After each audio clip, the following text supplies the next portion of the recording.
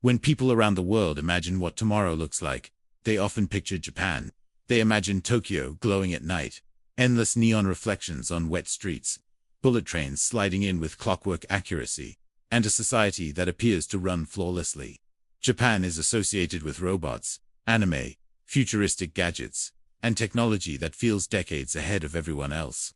From the outside, it looks like a country that already arrived in the future, while the rest of the world is still catching up. But that image is a carefully maintained illusion. Beneath the flashing lights and spotless stations lies an economic system that feels strangely frozen in time. If you look past the polished surface and examine how the country actually works, Japan begins to resemble not a glimpse of tomorrow, but a machine built for a different century that has been kept running far beyond its intended lifespan. Japan is not racing forward, it is standing still. And in many ways, it has been standing still for more than 30 years. Japan has become the first major economy to experience something unprecedented in modern history: long-term stagnation without collapse. Instead of dramatic crashes or revolutions, it has endured a slow, quiet halt. Growth faded. Wages stopped rising. Ambition narrowed.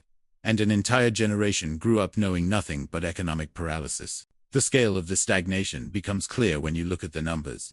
In the mid-1990s, Japan's economy was among the largest on Earth, producing well over $5 trillion in output each year. At the time, Japan was seen as a looming challenger to American economic dominance. Books were written predicting that Japan would soon overtake the United States. Yet 3 decades later, Japan's economy is smaller than it was then. During the same period, the American economy expanded dramatically. China transformed itself into a global manufacturing powerhouse. And even smaller nations reinvented themselves through technology and services. Japan, meanwhile, went backwards. For ordinary workers, this stagnation is not an abstract statistic. The average Japanese employee today earns less in real terms than someone doing the same job in the early 1990s. Prices barely moved for years, but neither did paychecks. Careers stretched on, but without upward momentum. Hope slowly drained from the system, replaced by resignation. This outcome was not the result of war, natural disaster, or foreign domination. It was the product of deliberate choices. At the center of Japan's economic story sits a deeply respected institution that once powered its rise and now quietly suffocates its future: the system of lifetime employment. In the decades following World War II, lifetime employment was a brilliant solution for a country rebuilding from devastation. Major corporations hired young graduates and offered them something incredibly valuable: certainty. In exchange for loyalty, conformity, and long hours, workers received near-guaranteed employment until retirement. Wages rose predictably with age. Loyalty was rewarded more than risk. The company became a second family, and the salarymen became the backbone of Japan's economic miracle. For an industrial economy focused on mass production, this system worked extraordinarily well. Japan needed stability, discipline, and coordination, and lifetime employment delivered all three. Factories expanded, exports surged, and Japanese brands conquered global markets. But the very system that once created strength slowly turned into a trap. In a modern economy driven by innovation, flexibility matters more than stability. Companies need to evolve or disappear. Workers need to move between industries. Capital must flow quickly to new opportunities. Economists call this process creative destruction, and it is essential for progress. In Japan, lifetime employment effectively froze this process in place. Because it is extremely difficult to fire permanent employees, companies became cautious to the point of paralysis. Hiring full-time staff turned into a long-term gamble, so firms avoided it whenever possible. When business conditions worsened, companies didn't restructure. They simply endured. Workers were kept on payroll even when there was no meaningful work left for them to do. This produced a strange phenomenon inside Japanese offices: middle-aged employees who show up every day, occupy desks, and contribute almost nothing. They are not lazy. They are simply surplus labor trapped in a system that refuses to acknowledge reality. The company cannot fire them, and they cannot leave without severe social consequences. They exist in professional limbo, physically present but economically invisible. Multiply this across thousands of firms, and the result is an economy filled with companies that should no longer exist. These so-called zombie companies survive not because they are productive, but because banks continue to lend to them and the government quietly props them up. Bankruptcy carries immense social stigma in Japan, so failure is postponed indefinitely, instead of dying and freeing resources for better uses. These firms linger, dragging down prices, productivity, and morale. The burden of protecting this outdated system falls disproportionately on the young. To preserve lifetime employment for older workers, companies dramatically reduced opportunities for permanent hiring. In its place emerged a massive class of insecure workers, employed on short-term contracts. They often performed the same tasks as permanent staff, but for lower wages, no benefits, and no long-term security. This group became a lost generation. Millions of people entered adulthood without access to stable careers. Without stable income, they delayed or abandoned traditional life milestones. Marriage became risky. Children became unaffordable. Home ownership became impossible. Over time, this economic insecurity turned into a demographic crisis. Japan's population began shrinking. The country aged faster than any society in recorded history. Each year, more people died than were born. Entire towns emptied out. Schools closed. Local economies collapsed. The system that once relied on endless waves of young workers suddenly faced a future with too few people to sustain it. Culturally, stagnation bred fear. In many countries, failure is tolerated, even celebrated, as a necessary step towards success. In Japan, failure carries lifelong shame. Because workers are expected to remain with a single employer, changing jobs mid-career is seen as a sign of disloyalty or incompetence. Leaving one major firm rarely leads to another. Instead, it often means permanent exclusion from the elite employment track. As a result, talented individuals become trapped inside declining organizations. They cannot take their skills elsewhere. Startups struggle to recruit experienced professionals. Knowledge stops circulating. Innovation clips. This rigidity proved disastrous as the global economy shifted towards software, digital platforms, and rapid iteration. Japan excelled at hardware manufacturing, but underestimated the importance of software. Executives viewed code as a support function rather than a core product. Engineers were undervalued. Development was outsourced. While American companies built platforms that dominated the internet, Japan remained focused on refining physical products. The consequences were profound. Japan pioneered many technologies that later powered global revolutions, yet failed to capitalize on them. Mobile phones, digital cameras, and battery technology all emerged in Japan. But when global standards arrived, Japanese firms found themselves isolated. Their products were tailored to domestic markets, incompatible with the rest of the world. This phenomenon is often described as Japan's version of technological isolation, where systems evolve to function perfectly within the country but fail everywhere else. It is a form of inward perfection that becomes outward irrelevance. Decision-making inside large Japanese organizations reinforces this problem. Rather than empowering individuals to act quickly, authority is diffused across layers of approval. Proposals must pass through multiple levels, gathering endorsements along the way. The goal is consensus, not speed. Responsibility is shared so thoroughly that accountability disappears. By the time an idea is approved, it has been stripped of risk, ambition, and originality. In an era where innovation moves at exponential speed, this bureaucratic inertia is fatal. Financially, Japan's stagnation has been masked by extraordinary monetary policy. The government accumulated enormous debt to maintain stability and fund social obligations. The central bank intervened aggressively, purchasing government bonds and suppressing interest rates. For years, this strategy appeared to work. Markets remained calm. Inflation stayed low. Crisis was postponed. But postponement is not resolution. As global interest rates rose elsewhere, Japan's refusal to follow suit weakened its currency. The cost of imports increased. Living standards eroded. The system reached a point where any adjustment threatens collapse. Raise rates, and the debt burden explodes.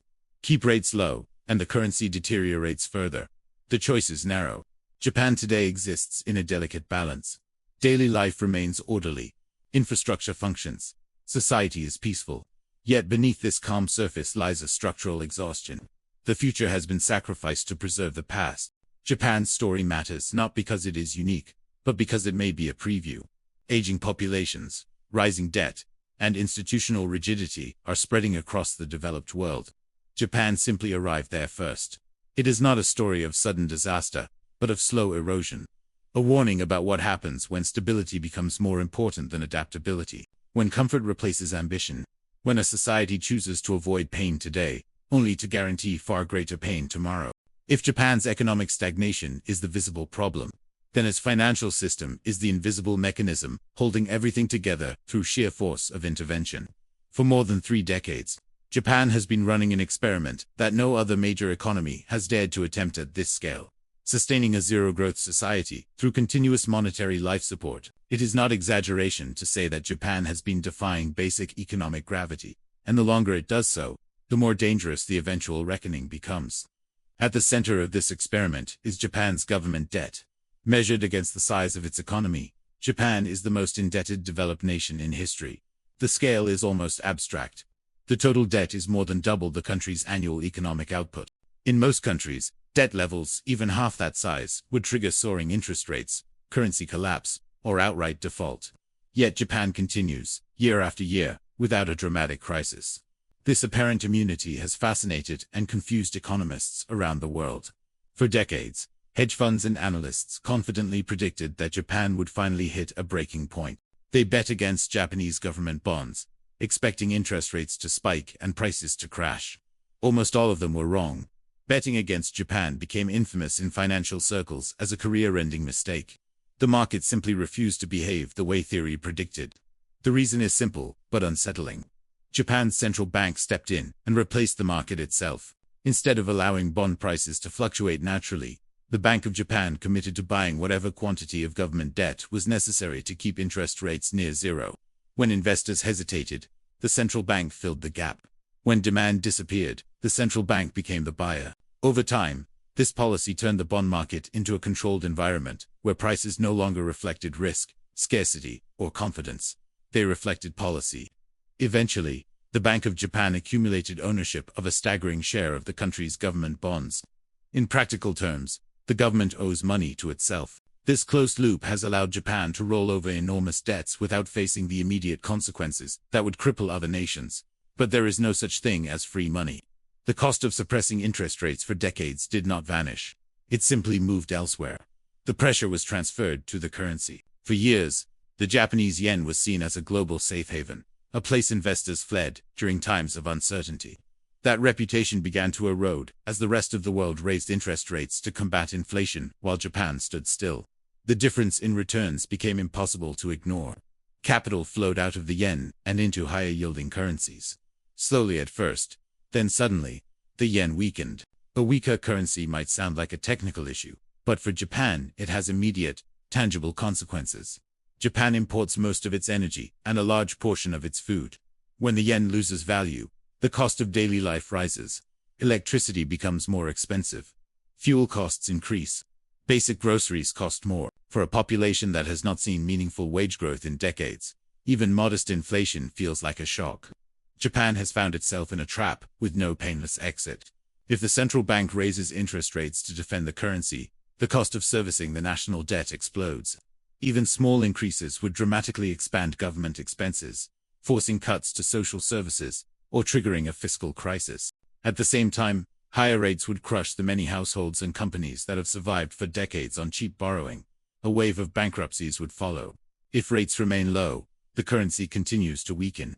Import costs rise further. Savings lose value. Living standards erode. Confidence slowly drains from the system. There is no scenario that restores growth without forcing someone to absorb enormous losses. The question is no longer whether Japan will pay a price, but who will pay it. This financial fragility mirrors what is happening physically across the country. Much of Japan's infrastructure was built rapidly during the high-growth decades of the post-war period. Bridges, tunnels, highways, and public housing were constructed all at once. Now, they are aging all at once.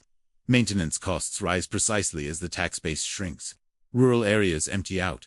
Entire neighborhoods fall into disrepair. One of the most striking symbols of this decline is the explosion of abandoned homes. Millions of houses now sit empty across Japan. Some are in remote villages, others surprisingly close to major cities. In many cases, heirs refuse to take ownership. The taxes and demolition costs exceed the value of the property itself.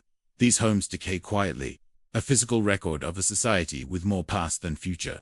Yet despite all this, Japan does not look like a country in crisis. There are no breadlines, no riots, no visible collapse. Life remains comfortable, orderly, and safe. This is what makes Japan's situation so unsettling. It is not a dramatic downfall. It is a managed decline.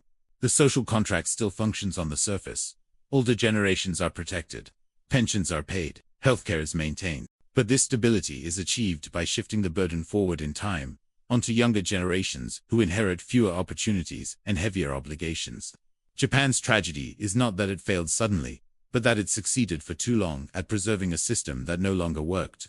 By refusing to accept disruption in the 1990s, by avoiding short-term pain, it secured decades of calm. But the cost of that calm was dynamism, adaptability, and growth.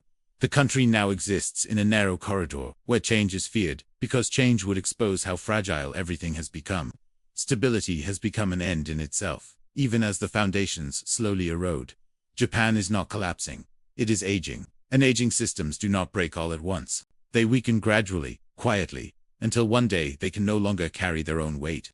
This is why the world watches Japan so closely. Not with pity, but with anxiety. Because Japan is not an outlier. It is a preview.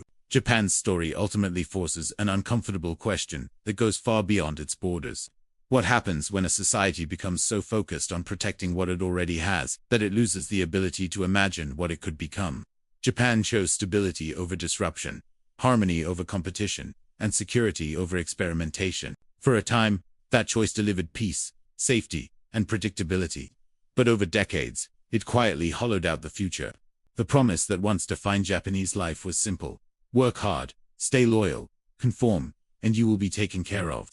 For older generations, that promise largely held. For younger generations, it has already been broken. They are asked to shoulder the cost of a system designed to protect people who came before them, even as their own prospects shrank.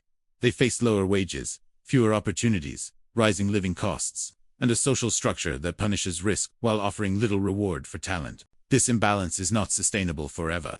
As the population continues to shrink in age, the number of people supporting the system declines, while the number depending on it grows. No amount of politeness, discipline, or social cohesion can override basic mathematics indefinitely. Eventually, something has to give. What makes Japan unique is not that it is failing, but that it has mastered the art of delaying failure. Problems are managed, softened, and postponed. Losses are spread thinly over time. Pain is hidden in spreadsheets, instead of erupting in the streets. It is a slow compression rather than a sudden collapse. Life remains comfortable enough that resistance never fully forms, yet constrained enough that renewal never truly begins. In this sense, Japan has become a perfectly functioning low-growth society. Everything works, but nothing accelerates. The trains arrive on time, the streets are clean, the institutions remain intact, yet the future feels smaller than the past. Progress has been replaced by maintenance. Innovation has been replaced by preservation. And that is why Japan matters to the rest of the world. Many developed nations are walking the same path. Populations are aging. Debt is rising. Productivity growth is slowing. Political systems increasingly favor protecting existing voters over investing in future ones. Like Japan, these societies are discovering that avoiding short-term pain often creates long-term paralysis. Japan simply arrived at this destination first. It hit the limits of demographic growth before others. It exhausted the effectiveness of low interest rates before others. It discovered the consequences of prioritizing stability over adaptability before others. What looks like a uniquely Japanese problem today may soon look uncomfortably familiar elsewhere. The real lesson of Japan is not that lifetime employment or consensus-driven culture is inherently flawed. These systems worked exceptionally well in a specific historical context. The lesson is that no system, no matter how successful, can be frozen in time without eventually turning against itself. Strength becomes rigidity. Loyalty becomes stagnation. Stability becomes inertia. Japan is not doomed because it lacks intelligence, discipline, or technology. It is doomed only if it continues to believe that the future can be managed the same way the past was preserved. For now, Japan remains a beautiful paradox. A nation that feels safe but fragile, prosperous but exhausted, advanced but hesitant. It is a place where decline does not announce itself with chaos, but with quiet resignation. The water is still warm. The bath is still comfortable, but the heat source is gone. And when the temperature finally drops, the question will not be whether Japan saw it coming. The question will be whether the rest of the world learned anything from watching it happen. Hey everyone, if you enjoyed this video and want to stay updated with more insights on finance, make sure to subscribe to my channel, Financial Coin. And don't forget to hit that bell icon so you never miss our latest videos.